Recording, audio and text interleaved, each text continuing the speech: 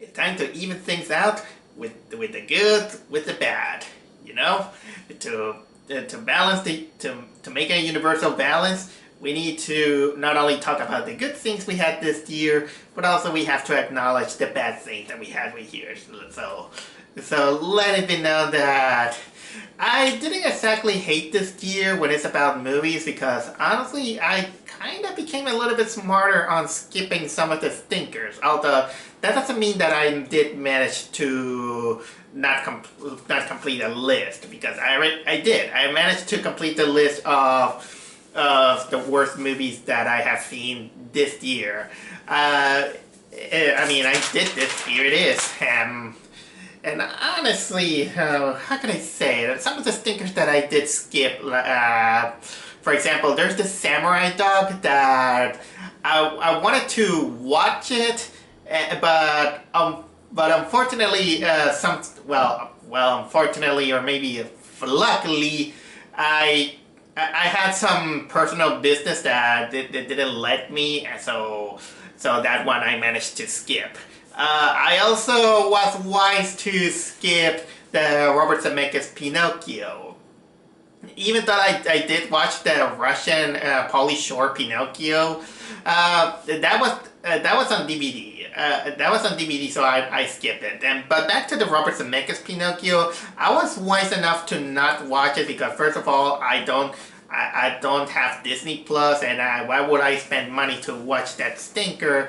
And also considering that I am pretty much anti-Disney when it's about those Disney remakes, and most of the time, even though I feel like I'm gonna be persuaded or compelled to go to see the next Little Mermaid movie that just on the get-go, it's not because of the race card, but it's mostly because, well, I think they're gonna have a lot of woke agenda that they're gonna put into it that I'm not gonna be happy with it. But anyway, again, back to the Robert Zemeckis Pinocchio.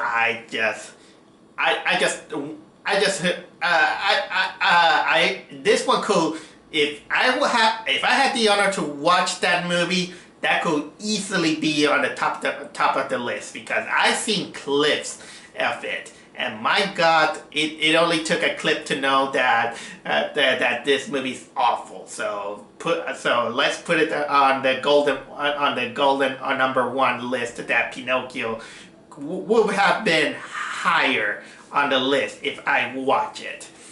Another surprise that didn't make it on the list, but I bears mention is that I've been surprised that I'm seeing right now some videos of people saying what is the worst on the list, and a lot of them are putting Moonfall in it. And while I do agree that it is a bad movie, I didn't put it on the list mostly because, well, you expect less from Roland Emmerich, and I agree that it deserves to be on the list, but I didn't hate it. I just thought that, well, it was dumb and silly and all these things, and it could, even though it could have been easily there are some movies that I hated more than that. And finally, I also wanted to say that I was a little bit tempted to put Avatar: The Way of Water in it. I know that I gave it kind of like a bit of saying that I kind of was okay with the movie, but I still stand out by saying that Avatar: with The Way of the Water is beautiful looking, but still has a very paper thin plot line. And I've been watching, people talking about it, and the people who don't like it,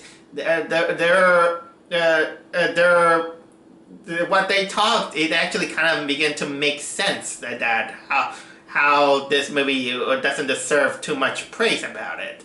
Again, I am actually surprised how the hell did this movie get nominated for a Golden Globe Award even when the movie didn't came out. So that shows how much people like to kiss James Cameron because F you, it's James Cameron. So those are kind of like my the biggest footnotes that I wanted to say before I start out. So let's begin. And like always, I have to give my 3 dishonorable mentions for the list. So let's just start out with the first dishonorable mention, which is a movie that I had hopes, but came out really disappointed. And we start out with none other than Disney itself, and that is Strange World. I know that in my vlog I kind of gave it saying that it was fine, it was okay, but the more I began to think about it, I was beginning to think that, you know what, this movie is not good, especially for Disney standards, in which everyone thinks that it's kind of like a huge monster when it's about animation, and it didn't. And the more I think about it, my expectations to Strange World became lower and lower and lower. Not exactly the worst movie that I have seen from Disney, but someone I expected kind of like better. And it doesn't help, of course, that this movie is been marred with criticisms about, you know, the obvious woke agenda that it got from the interracial marriage and environmental message that it kind of hammers you, and it's kind of not too subtle. These things I have kind of like not have a problem, but the gay agenda is a little bit that got me into it. Not mind you, I'm no homophobe, but I gotta admit that the gay agenda is kind of distracting in this movie. I was very distracted as I remember from that movie. And it's funny how they find out there's this gay kid and everyone is okay with it, especially the grandfather. He's like, oh, you like this kid, huh? When a more natural reaction, it will take him kind of like time to process, and I was like, okay.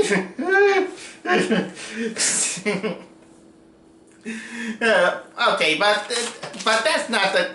But exactly this.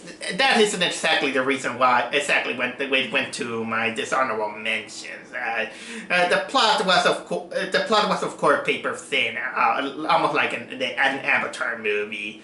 And I also didn't mention on my vlog that I was not a fan of the character design. That in which the more I seen all these Disney animated movies, especially the ones that involve humans, case in point like Encanto or Frozen or something like that, I kind of noticed that the character designs are very similar to each other, and like I said, it's mostly the human characters that gets me in the wrong side.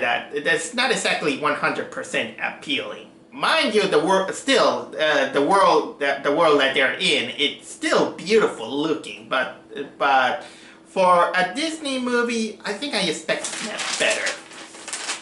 And let's go for my second dishonorable mention. And speaking of which, it's another Disney movie, and not only a Disney movie, it's a Pixar movie, mind you. Yep, you guessed it, it's Lightyear. Lightyear is the second animated Disney in a row that also didn't do well in the box office. And lo and behold, this is another one of those movies in which they also wanted to press on their LGBTQ agenda, because they were so proud of that they say that, hey, we have our first kiss that is mostly a blink and you'll miss it. At least I will give it credit to I'll give it credit at least to Strange World, that at least they keep it there. Not exactly kind of like the biggest thing, but it's still kind of like there. But okay, I'm talking about Lightyear, and this is that gay kiss is the least of the problems that I have with the movie. First of all, for a movie that is proud of itself, saying that, hey, this is the movie that Andy saw and make him want a Buzz Lightyear toy, it doesn't feel like that. It's just an interstellar, pretentious knockoff type of movie. And coming from me that I hate Interstellar. I really hate that movie. I'm not a fan of Christopher Nolan, and this one wanted to play out kind of like this Christopher Nolan style story that doesn't work. Even the colors doesn't feel bombastic, in which a kid like Andy will be so happy to see. No, it didn't have that. The colors are really dull, and they wanted to go into this cartoonish realism that mostly makes the world kind of like somber. And for a character that is about Buzz Lightyear in Star Command, it doesn't feel like that. It's not about, going into Star Command, going into space and everything. No, we're stuck in one planet and just get stuck there, and they have kind of like this relativity theory that it makes it, they wanted to give it deeper meaning to life, but it's one of those movies that it feels like a middle-aged syndrome movie that, well, you gotta stay and stop and smell the roses. And honestly, the Puss in Boots movie did a better job on saying that message instead of that one. And it doesn't help, of course, that we got that in that movie, Lightyear also is accompanied by these characters that are apparently misfits, but they're a bunch of annoyances and hindrances, and you don't care for them. Except one, and that is the cat. If there's a silver lining about this movie, it's the cat. The cat is the only good thing that this movie had. And another thing that brings down this movie for me is that is the villain reveal. The villain reveal is so pretentious on its message that it's so god awful that I hated it. I hated that reveal. I mean, it's so pretentious that it wanted to say that, oh, the biggest enemy is yourself. What a load of cock. And again, it's not this larger than life spectacle that you might think that, okay, this is what Andy will inspire to get a Buzz Lightyear. No, if you want to do that, actually watch the other. How can I say, the TV pilot that one I saw it after Lightyear, and that one felt more bombastic and more hyper. It's not perfect, but at least it does its job for a kid like Andy. And again, not having Tim Allen, that could have been a problem, an easy solvable problem if Chris Evans could be a little bit more memorable. But I'm not gonna jump into that bandwagon, because anyone that can voice act can do a voice acting. But for the record, yeah, Tim Allen was a good Buzz Lightyear. And my third dishonorable mention is this video game movie named Uncharted. I remember playing the first 3 Uncharted movies. I still haven't played the 4th game because I'm still afraid of the middle-aged syndrome move that they're gonna get it. It takes me a while to do that, but honestly, also I do want to replay those games. But the point is that I have no faith in that movie whatsoever. Especially when they announced that Tom Holland was gonna play the main lead, and when I was looking at Tom Holland to play Nathan Drake, I was like, really?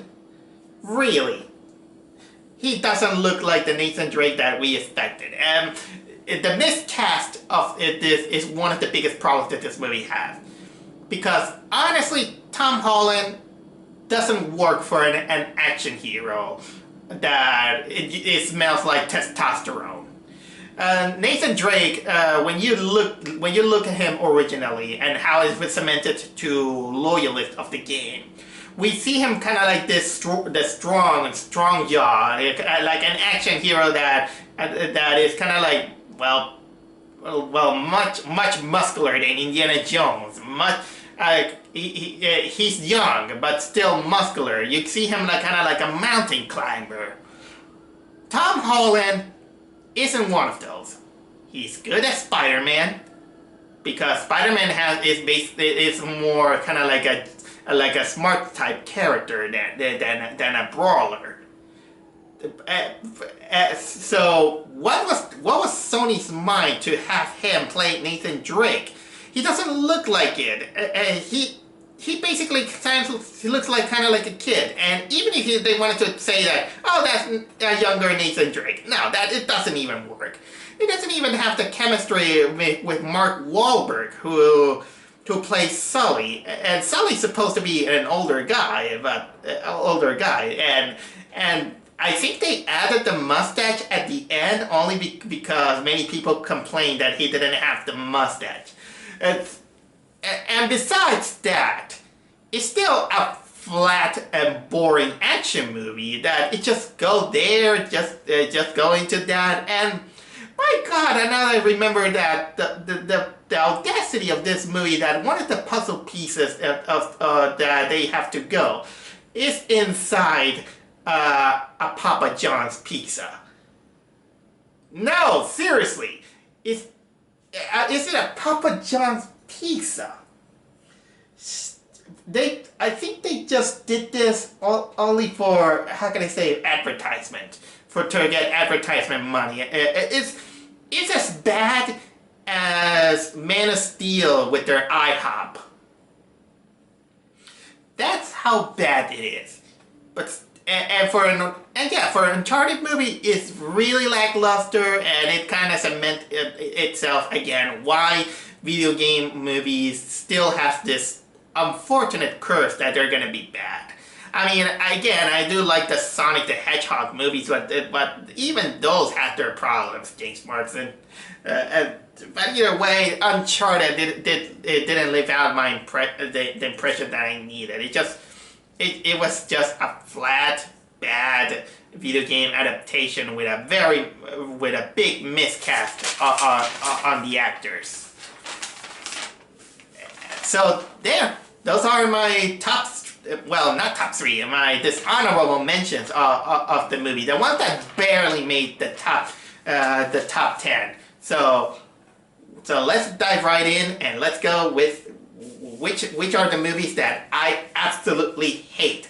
The stinkers. The one that seeing it once, I don't want to see them again. Because some of them made me really disappointed. I mean. Some others made me really angry. So let's dive right in. Alright. Let's start out this list. Okay. My number 10 on worst movie of the year is the end of a trilogy that I wasn't exactly a big fan of, but man, that it ended up really badly. Is Halloween Ends. I'm not exactly a fan of Halloween. I know some people that they really love the franchise to death. Even the bad ones, I'll say, they kind of gave it kind of like a hope, some kind of like this hopeful desire to be entertaining out of it.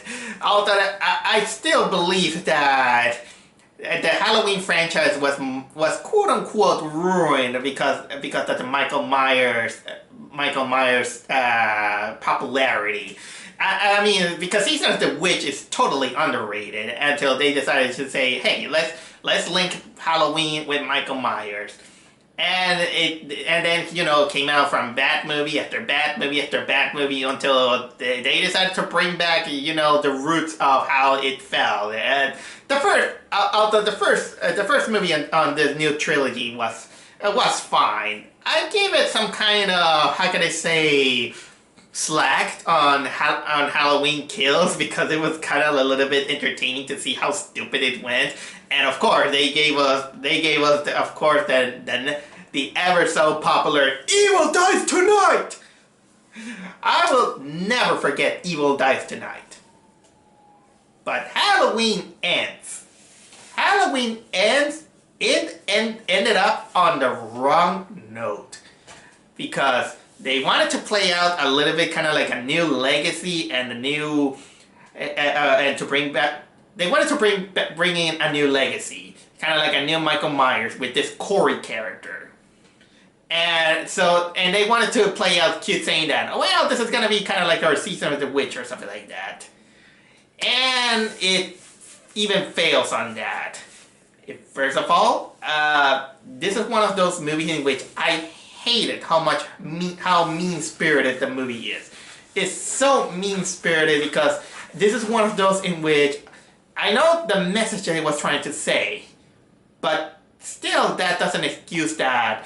It's that you have to deal with such a mean-spirited strike. A whole town ganging up on this guy who basically he committed an accident, and just because there's kind of like this fear of Michael Myers here and there, they just needed a scapegoat to you know, brand how he's evil.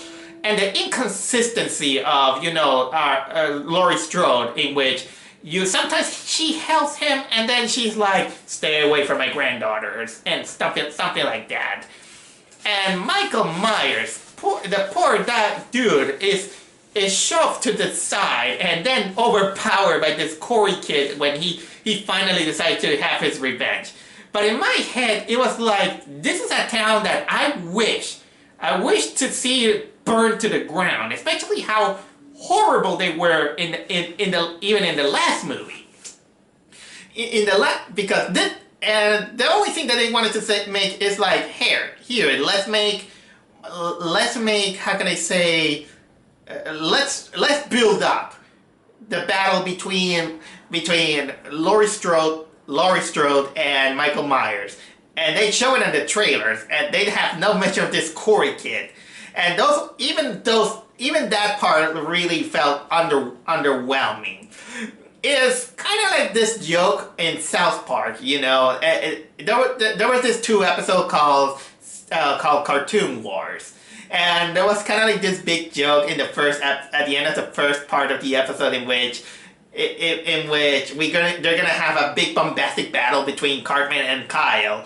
Only for in the second episode, it's just them kind of like slapping each other like something like that.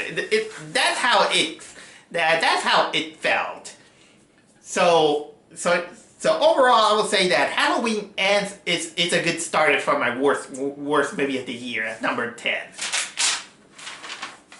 My number 9 is not gonna be on almost anyone's list. Probably it's gonna be on people's best on the list. But personally, I hated this movie a lot. I freaking hated it. And by the way, it's a Disney movie. So, how's it gonna be a Disney movie if Pinocchio is not gonna be there? I already said that Pinocchio is not gonna be there in the list because I didn't see it. Thank goodness. So what is the movie that made it on the list? Congratulations, Pixar! You finally made the worst Pixar movie I have seen in my life, and this is me coming from a guy who never saw Cars 2. And that movie is Turning Red. I know, people might like this movie. People will like that saying, oh, it's the, how can I say, what was this? It's about growing up. It's about girls, you know, growing up, having, you know, their changes in their body, and literally turning into a, you know, a red panda here and there. It had kind of like this message, this grown-up message here and there. Well, good for you, but unfortunately for me, this is the most obnoxious Pixar movie I have ever seen. All these, and I know they're kind of targeting for an audience that they're really young. They're gonna see how cool it is to be a teenager, and they go like, something like that. And in that part, I understand. But so it was bad for me. But I couldn't even stand the character. The character, especially kind of like the main character, was very whiny for my liking, I would say. And I don't think that the Red Panda version it was all that cute. And you can tell that the movie wanted to become very progressive because, well, it is made from the same director who created this award-winning animated short called Bao. I think it was Bao.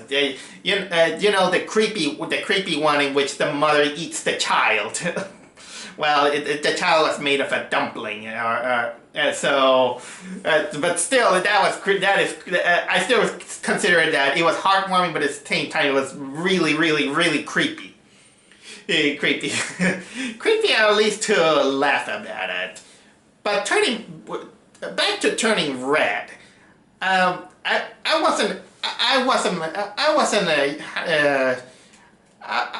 didn't warm up with the obnoxious characters. It was all annoying, but the thing that annoyed me most about this movie is the mother.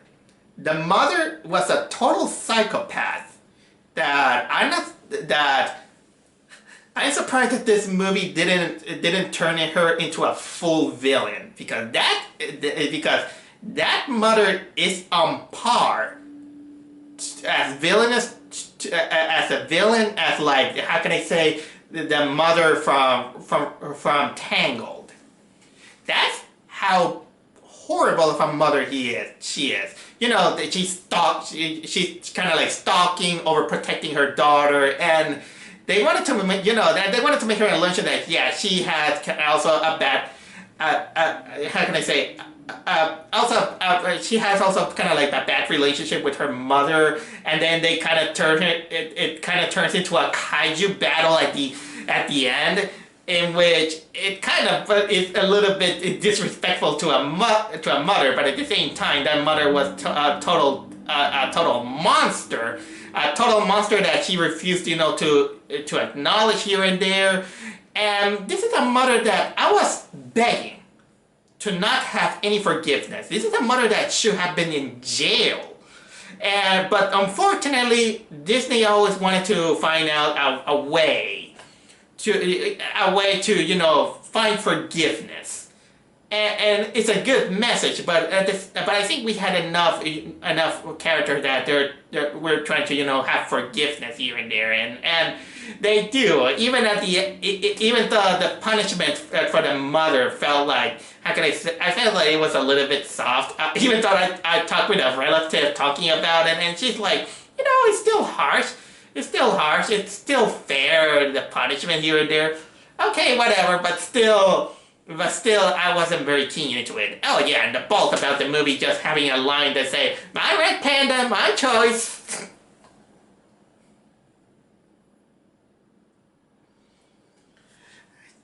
Again, this is the most obnoxious Pixar movie I have ever seen, and that's cemented by far to be my worst Disney Pixar movie I have ever seen. And again, I haven't seen Cars 2, which is globally known as one of the worst Pixar movie there is. And I can forgive The Good Dinosaur. So I'm gonna continue on before Turning Red makes me turn mad. Number 8. This one could have been higher on the list. It should have been higher on the list because many put it higher on the list. But there are some other movies that I hated more than this one.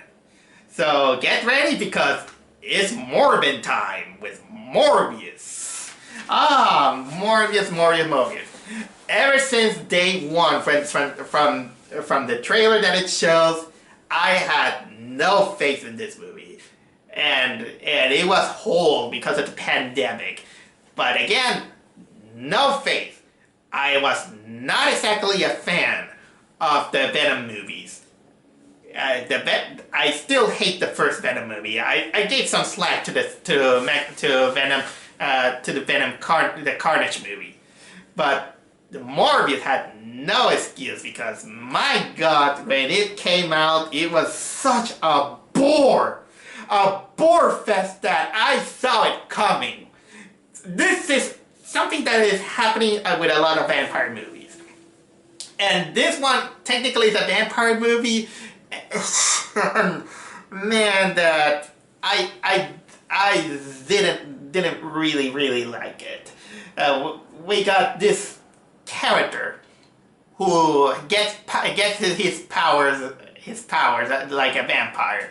Although they basically say that he drinks blood, but apparently the blood that he drinks is kind of like synthetic because they just wanted to appeal to younger audiences. Younger audiences can take blood.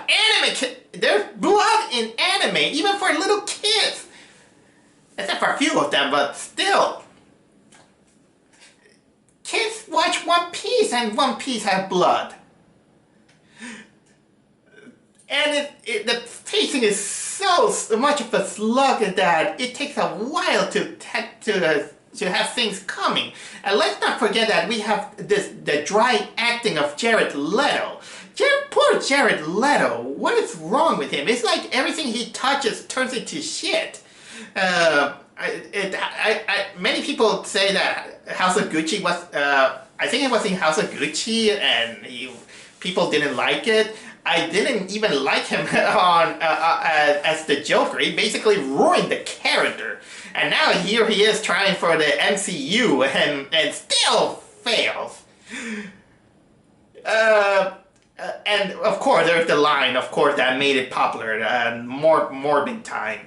And apparently this turned into a meme. A meme so big that Sony Pictures technically didn't get the joke. And they re-released the movie again after a few months, only to bomb in the box office again. Oh yeah, and there's also this villain. This villain who is a whiny son of a biscuits, that he spends the whole movie whining about, you know, the blood condition that he has, similar to Morbius and all these things. And when Morbius turns into a vampire, he's like, "Give it to me! Why you're having it good? I want it! And when he steals it and gets it, he basically begins to chew, he begins to suck the scenery like a vampire. He just wallows in his evilness. that to its credit, it's unintentionally hilarious. But you have to sit through a lot of boredom and... Oh yeah, not even the action scenes are pretty good. How can I say? There is abusive slow-mo and fog effects that is very typical to vampires. And then we have kind of like the ending is that he was like, that's it. And of course the post-credit scene that they showed, what was it? The Vulture. And it was like, that's it. Good luck with that, because Morbius. This is kind of like this is basically the new mutant of this year. It's just bad, and I'm sorry that it's not higher on the list. It could have been higher, but again, there are some other movies that I hated more than that. And speaking of vampires, my number 7 is a movie that is even more boring than Morbius. The Invitation. This one, I admit that I did this to myself. I thought it was gonna be good, something interesting, but nope. It's a vampire movie about this woman who finds out that she has hidden relatives, and I think it was in England, and she goes there. And this movie is apparently 65% build-up. Almost nothing happening. You just sit out with boring scenes and just cliche horror movies that, you know, they show how gothic the castle looks, how magnificent it looks, but it feels so dull. And again, it has vampires, and it kind of shows it kind of like in the background while the character is just seeing you know, how eerie, you know, the family members are. And God, jeez, it took them almost kind of like more than after the half of the movie to finally realize that, oh shit, I gotta go. And even with that, it's still dull. The pacing is dull. It's so slow, and he has still the typical the vampire cliches that you have seen in many movies. And you can tell that this movie wanted to be Get Out without, but without some of the things that actually work on Get Out. Oh my god! And it kind of wanted to end up. It kind of like wanted to suit up a sequel or kind of like a bad TV pilot of a movie. That's how it felt. It felt so dry and dull that not even the sassy black woman who is kind of like the comic relief kind of works. She's oh my god! I also there are a few fire effects that were pretty bad. The blood was pretty bad. You know what? I really summarized a lot about what this movie doesn't work. At least Morbius had, Morbin time and some things that some people might find it hilarious are kind of memorable. But this one, you see the invitation and you can forget it instantly that it even existed. So honestly, thanks to your blessing, Morbius, that I didn't put you higher because because the invitation is just an invitation that you wouldn't rather not go. Now let's jump from movies that are so bad is boring to so bad is intriguing. Let's go with my number 6 movie, which is the first movie in the list that is from streaming service. I was curious about this one, but I just got into, well, Netflix Texas Chainsaw Massacre. I like the first Texas Chainsaw Massacre. Some people tell me that the second one is hilarious. I have some praises and dispraises to New Generation. And the Michael Bay ones, I have mixed feelings. 3D wasn't good. And now they decided to go with this one.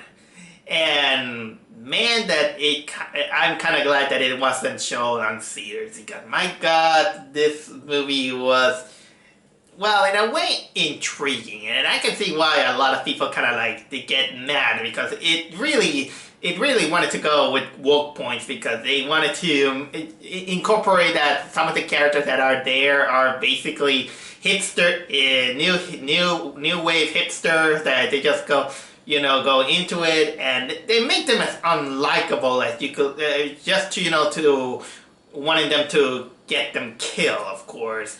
I mean, there's this guy, I mean, it really starts out with this guy getting offended because there's a Confederate flag on one of the houses that they just wanted to, I don't remember exactly, they just wanted to go there and, they claim that they're doing for a good cause, but they're mostly finding excuses for a party. But also the movie technically mishandles itself, saying that, well, this is a sequel to the original. They tried that many times. But how many years has it been since the last movie? And they show Leatherface, how can I say, old enough to carry a chainsaw, but still strong, and kind of like Michael Myers, and also they wanted to play out the emotional cards because the lady that owned the house with the Confederate flag, she dies, and apparently there's kind of like a bond between her and Leatherface, which it comes out of nowhere, considering that you never see this character even in the first original movie, which I glad I saw it this year again. It still holds up. And of course he just begins to kill off a lot of people. And also we got the main leads who are still unlikable. And then we have this character who apparently survives a school shooting, but that doesn't that doesn't hold up, you know, into the storytelling of the movie. And speaking of Michael Myers, this movie wanted to be like the Halloween franchise, saying that, okay, it's 20 years after the original, and Laurie Strode is preparing to, you know, to kill Michael Myers in case he escapes from prison. In this case, they bring back the character, what was it? I think it was called Sarah, from the first movie, the one that got away from the first movie. They apparently wanted to bring her back, saying that, oh my god, they found him. Now it's payback time to kill all my friends. Does it contribute for the movie? Nope. It's just use, and they wasted her. They wasted her. Although this movie is not exactly higher on the list because there are some moments that I find it kind of like unintentionally hilarious. I mean, the killings were not that great, but still, you know, having these pieces of work, people getting the chainsaw is something. Especially on one that you see in the trailer, in which you see these guys, you know, holding their smartphone, and this dude is like, "Yeah, you're gonna be canceled." Oh yeah.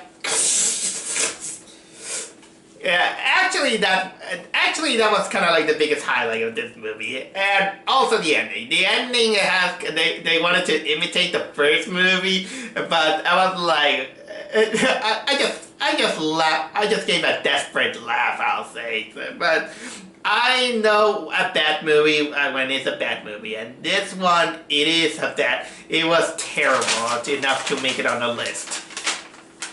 Number 5, we're back into boredom territory. Huh? How fantastic! Fantastic Beasts: The Secrets of Dumbledore. I never expected to have a movie from the Wizarding world into my worth of the list. And this kind of cemented my thoughts about why the later Harry Potter movies, the more it go on, it became even duller and duller and duller. Although the Harry Potter movie has its charm, that it's why it kept it from, you know, sinking in itself. I still like the first 2 Harry Potter movies better, and I think that as the movie went on and became more mature, the colors become kind of like dull and grainier because they wanted to reflect, you know, the more mature, how can I say, the maturity of the character and the maturity of the world. Although they could still have kept it with the bright colors that Chris Columbus gave, but still, I didn't complain about that. I also was a little bit forgiving on the Fantastic Beasts movie. The first one was fine, but the second one, it does have its problems, I would say. But I do remember that I came out for a little bit forgiving.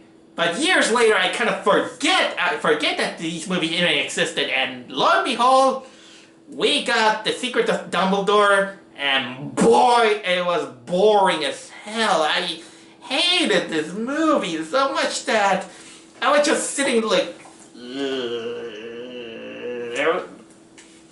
not much happened, and the balls that they had to replace Johnny Depp as Grindelwald to another actor that that I kind of begin to feel that Warner Brothers should regret firing Johnny Depp because of the whole crisis with you know who, and because at least Johnny Depp, he could have put on a little bit of his mismatched whimsy into the character, but no, they just besides, not much magic happened except that it also involves a political heist involving a cheering. Cheering that it because of the dull color it didn't look so fantastic, I'll say.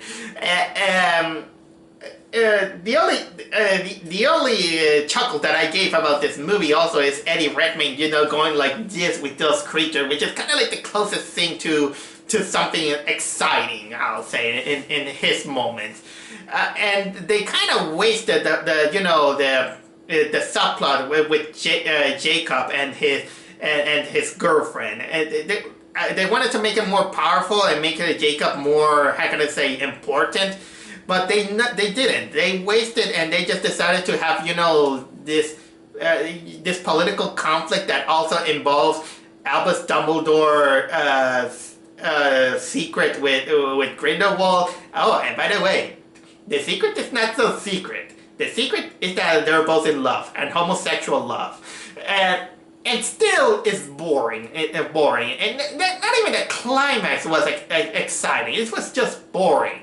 Oh, and also Maya's point that this movie also reminded us that there's this other asshole named Ezra Miller in it, and still Warner Brothers doesn't want they don't want to get rid of him. So honestly, this proves that this type of cinematography and this movie, it kind of lost its magic. The magic that it was, especially in the Chris Columbus Harry Potter movie.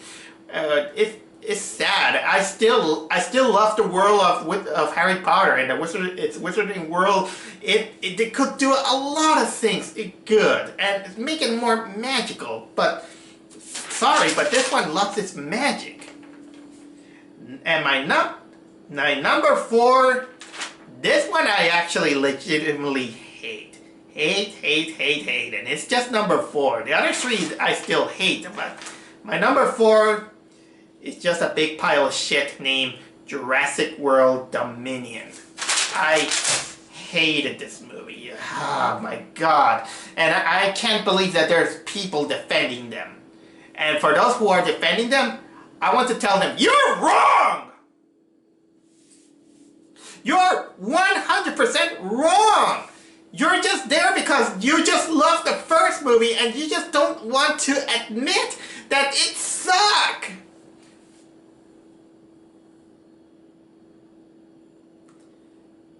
Idiots!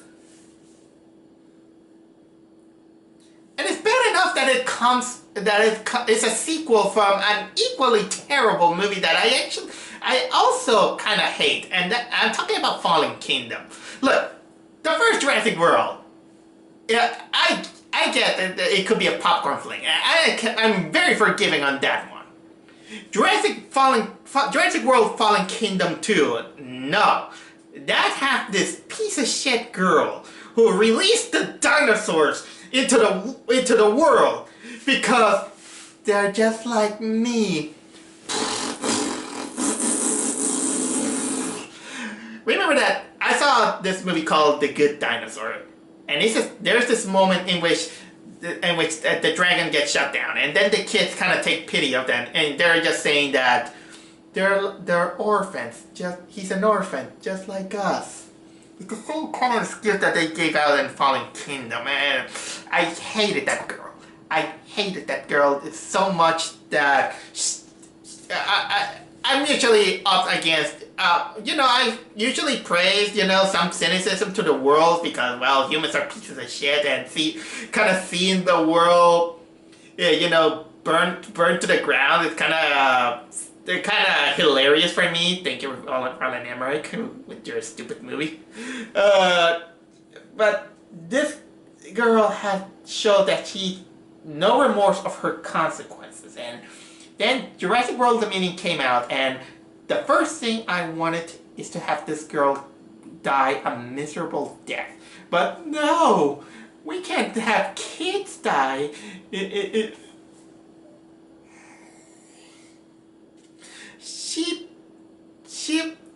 She doomed the world, and the movie doesn't even acknowledge that. The movie is like, we're gonna cohabit with the dinosaurs. It's fine. It doesn't create a climate change or shit everywhere. We're just fine living alongside with the dinosaur like goddamn hippies. And by the way, the biggest problem is not the dinosaurs. The biggest problem in the movie, the biggest antagonistic force is a company that releases bioengineered locusts to feed on farms so that people are pushed to buy their products.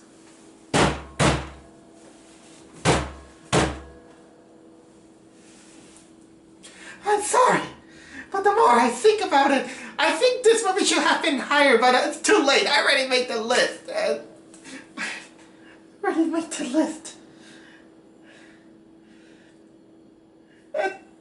I even failed on my vlog in that apparently everyone, when they are dealing with the dinosaurs, they go like, they have this motion in which they say stop. And it kind of became a meme in itself, almost like a meme like the Morbid time. And we got very low say what you want about the actions, in which, yeah, dinosaurs, yeah, cool, people like dinosaurs. Yeah, it looks good, except when there's this guy in a scooter that gets eaten by a T-Rex, and this guy is in the scooter for no reason. And there's this kind of like this black market that is just goes nowhere. The movie tries to be so hard with Dinotopia. This could easily be a post-apocalyptic movie, but they didn't do it because they think that the dinosaurs are it's no big deal.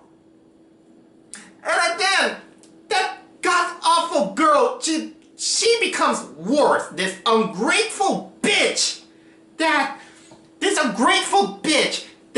she's like, I don't know, and she gets kidnapped, and they say that you're the most important person in the world because you came out as a clone from this woman who impregnated herself.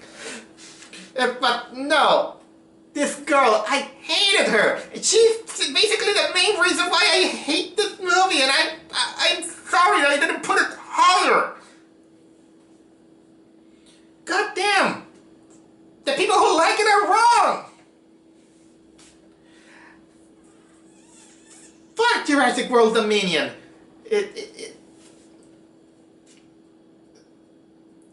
Dominate my ass! Okay, let's continue on with this list, or else Jurassic World Dominion is gonna give me a headache. Okay. Here comes my top 3 worst movies of the year. The ones that I hated a lot and made me feel sour and feel bad for the movie industry. My number 3 is an animated movie that I know that people might like it, but I am on the minority. And that is DC League of Super Pets. I found this movie so stupid and so uncharismatic. It only has the charisma because it's Dwayne Johnson and Kevin Hart, which are basically charismatic actors, but not for me, especially when you have scene of Ace the Bat Hound peeing. Yeah, because kids love peeing, I'll say. I mean, not gonna lie, the 90s is full of gross stuff that you have to think, but I found this movie so unfunny and a little bit mean-spirited to the point that obnoxiousness. I found this movie even more obnoxious than Turning Red. First of all, Crypto, the super dog, is an asshole in this movie. He's unlikable. He has this dog crush on Superman, to the point that is unappealing. And then, of course, we got Kevin Hart as Ace the Bat Hound, and he doesn't look as majestic as you could think about it. If you want a good Ace the Bat Hound, there's this show of Crypto the Super Dog. It doesn't hold well, but it has some better things than they do. Also, minus point that this movie doesn't have Streaky the Super Cat. And speaking of animal sidekicks, another thing that I hate about this movie is there are the animals themselves. The animals themselves are so obnoxious that they're full of bad jokes and kitty jokes. They're just talking, just to make them all family friendly. And I don't like, forced cuteness here and there.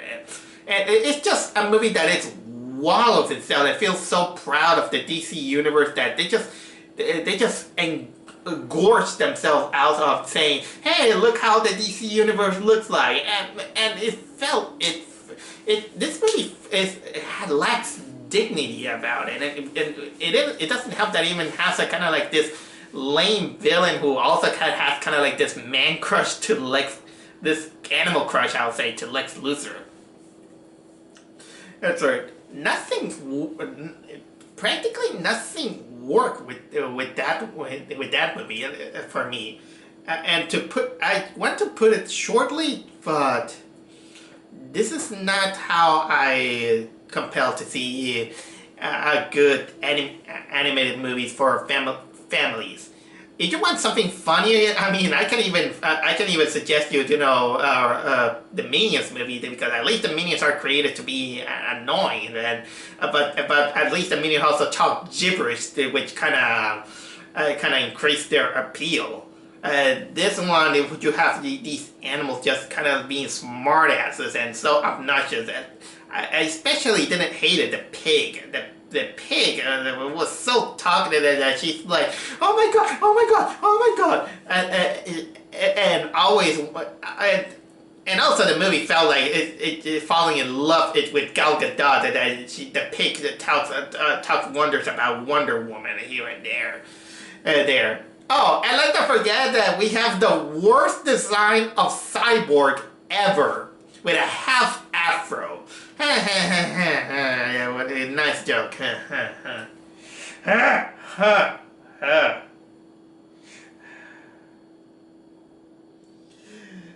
But on the good side is that I almost forget this movie. I prefer forgetting this movie before you give me a super headache. This movie deserves to be dunked on kryptonite. That's all I have to say about DC League of Super Pets. Number 2. This is probably one of the most... well, I wouldn't say anger-inducing, because I wasn't exactly very angry, but I could see a lot of things wrong with this one. But the best way I can say is this was super underwhelming, super boring, sometimes super annoying, and super misplaced. And that is none other than Firestarter. Man, before I went to watch this movie, I did went to see the, how can I say, the original TV movie that they got. And, well, it wasn't exactly great. I gotta give it a chuckle about the intense climax in which everyone sets on fire. I just had kind of like a hilarious moment just counting how many flaming bodies we see in this movie. Firestarter 2022 doesn't have that luxury. First off, they only took the concept and they just wanted to roll with it, trying to make itself kind of like a Stephen King universe that it's all bare bones. It is basically the Dark Phoenix of the Stephen King universe. First off, we got the actors. No chemistry. All bland. Even the girl was pretty bad, I'll say. She was... tell me if you see a girl just saying, "Liar, liar, pants on fire," in a very forced way, is good acting. No, it isn't. No, it isn't. We got Zac Efron, who tries his best, but still he has no chemistry with the character who is supposed to be kind of like the daughter. They have kind of like this subplot that, of course, is kind of like the evil organization that is, when you look at the surroundings, it's really bare bones. And then, how can I say it? they showcase a lot of events that go so slowly compared to the other movie, and also F you movie for making me watch a girl burning a cat.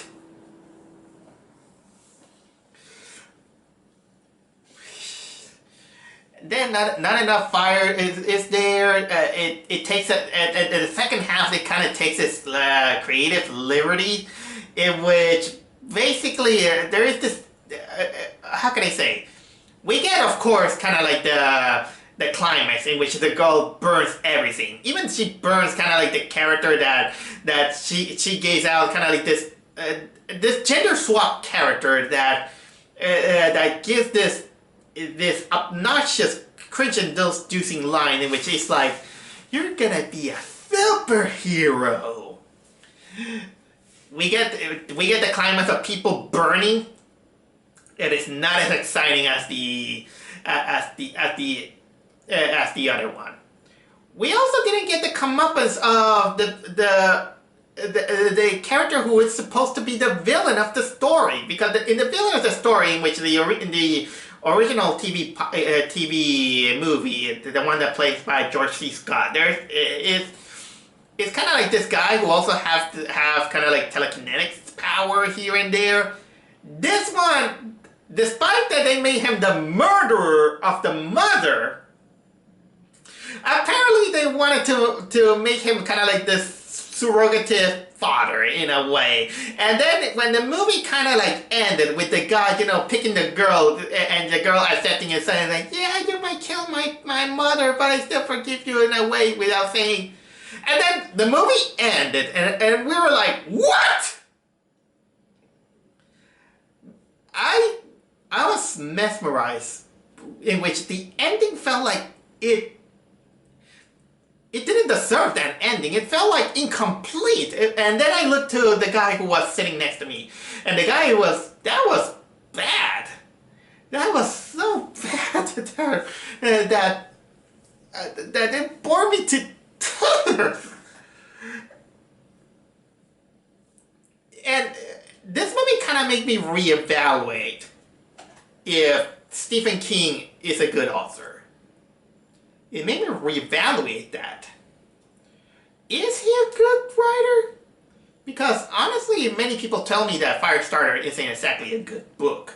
And again, the TV movie wasn't exactly, a big or good or something like that. But I'll take that original movie than this one. This one is nothing. It's just a burning pile of dumpster fire. And with that, it is time.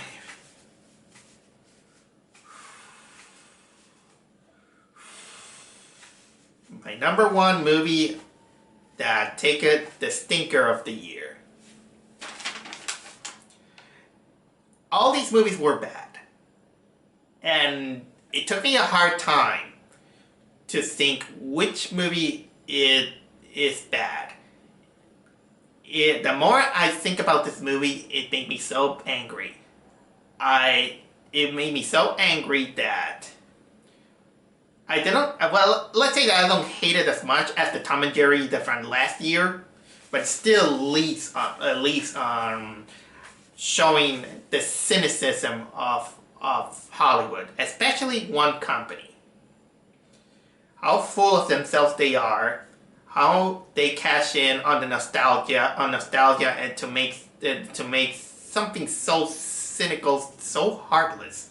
And it's not gonna be on anybody's list because F you, they don't know better. Yeah, okay, I'm just venting my anger, because the more I think about this one compared to the other ones, it makes me angry. It makes me so angry that it's just watch them with pity, because that was probably one of the most, not only obnoxious, Not only most cynical, soulless, heartless, most egotistical, vanity project that I had no choice but to put it at number one. The more I think about it, the more I hate this movie. You might think it has some merits. I don't agree with it.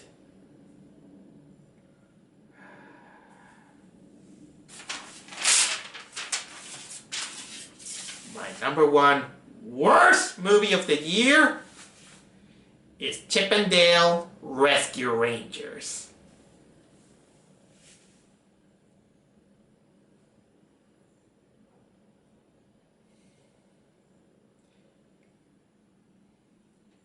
Knowing this movie exists depressed me. It depressed me because, look, I wasn't a fan of the original cartoon, but I still enjoy it when I was a kid. But then they come up with this movie who wanted to play out as you know, like one of those Roger Rabbit movie. Even Roger Rabbit is there, which is also insulting. To come up with a movie that it basically bakes itself on the nostalgia, but at the same time, it wanted to make a movie about you know, coming in terms with the modern cartoon industry.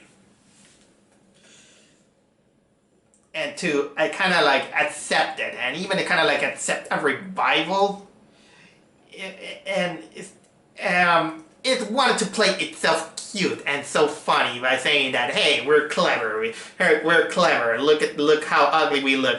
We don't care. We're just making fun of it. And so let's make a movie with the properties, you know. With a beloved property that many people kind of like for example, we're gonna pick, oh yeah, Chip 'n Dale Rescue Rangers. Who liked that show? A lot of people like that show.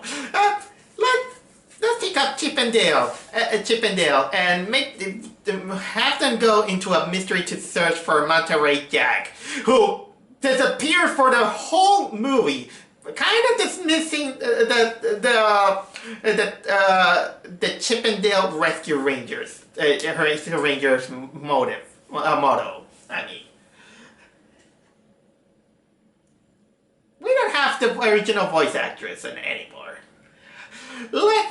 So you think children are gonna be annoyed with Chip 'n Dale, you know, having going voice? No, let's have the voice actors just voice acted to make them sound mature. Guess what? It's clever.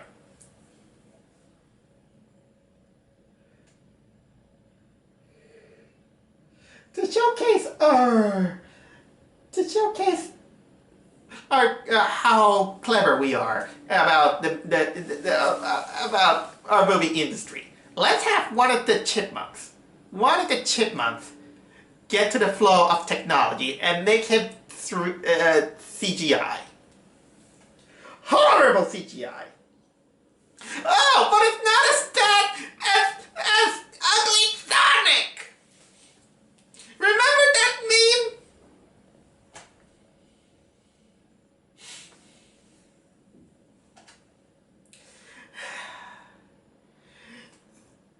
Jesus, I'm just popping out.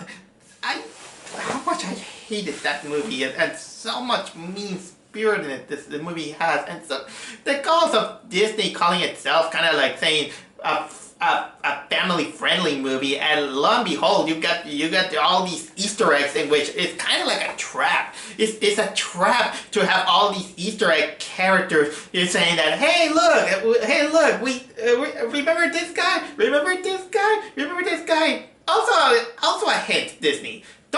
Don't call yourself a family-friendly company when you have Randy Marsh or Butthead on the background.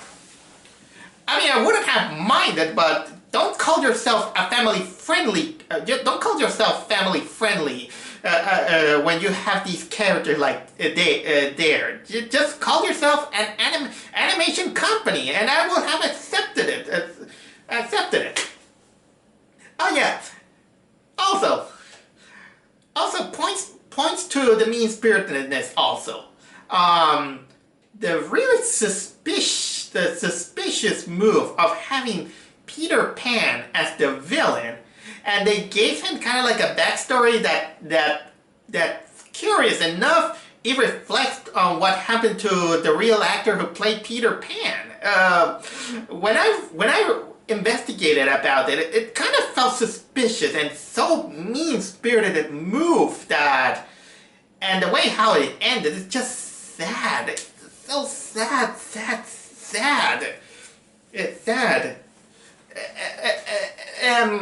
And yeah, and again, you're just walling yourself, saying that, yeah, we have this ugly CGI is called Uncanny Valley, and then we got this Seth Rogen playing ugly in itself, and then kind of give out excuses about reboots and bootlegs and all these things, and when god damn, you're kind of, especially the horrible move that you did with Robert Zemeckis' Pinocchio. That's how self-indulgent of your shit it kind of represents that movie.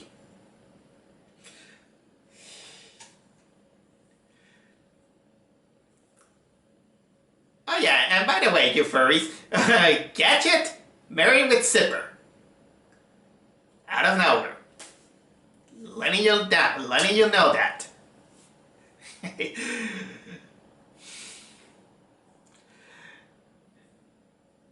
We got this uber fan of a police cop of Chip and Dale Rescue Rangers.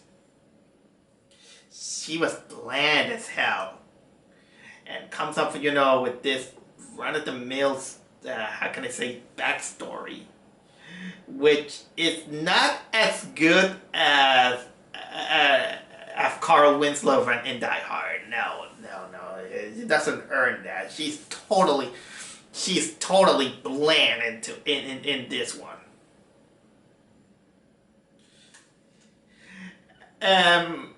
My God, that again, it ends with everyone saying that, let's make the show again. Everyone is here. Especially when Monty did shit in this movie. And the balls to kind of tease it up, to have a Darkwing Duck at the end. Shame on you. Shame on this movie. If Robert Zemeckis' Pinocchio, if I haven't watched Robert Zemeckis' Pinocchio,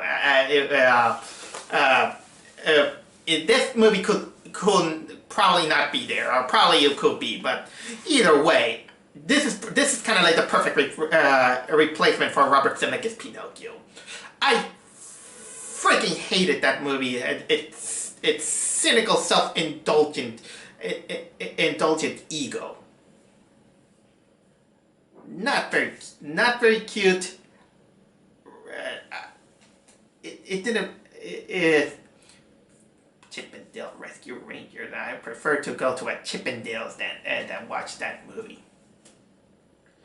So in the end, they couldn't be rescued from my number one worst movie of the year. That